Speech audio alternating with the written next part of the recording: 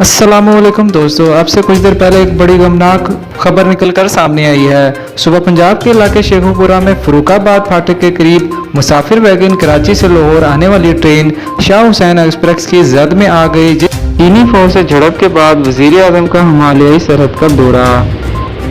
शाम में अमेरिका ने फौजी अड्डा और एयरबेस बनाने की तैयारी शुरू कर दी।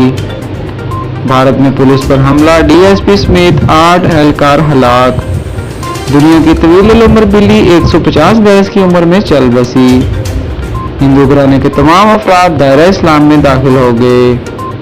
वज़ीर आज़म के ज़ेर सदारत सिक्योरिटी सूरत हाल पर इजलास, अस्करी हुकाम की भी शिरकत। वज़ीर ख़ारजा शाह महमूद कुरैशी कोरोना का शिकार हो गए।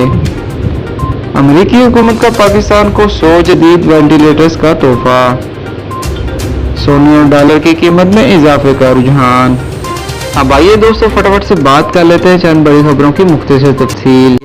सुबह पंजाब के इलाके शेखुपुरा में फरूखाबाद फाटक के करीब मुसाफिर वैगन कराची से लाहौर आने वाली ट्रेन शाह हुसैन एक्सप्रेस की जद में आ गई, जिसके नतीजे में 20 अफराद हलाक और 8 जख्मी हो गए।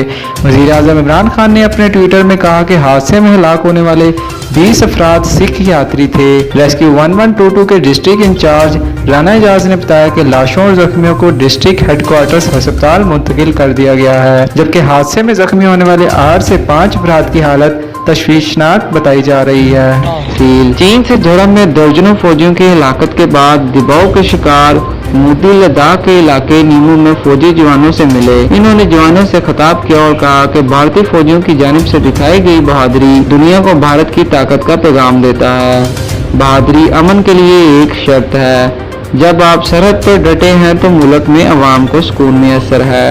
दोस्तों, वज़ीर ख़ारजा शाह महमूद कुरैशी भी कोरोना का शिकार हो गए। वज़ीर ख़ारजा शाह महमूद कुरैशी ने इस बात की तस्दीक की है कि इनका कोरोना टेस्ट मुस्बत आया है। इन्होंने बताया है कि आज दोपहर बुखार था और कोरोना टेस्ट मुस्बत आने के बाद खुद को घर में करतीनी कर लिया है।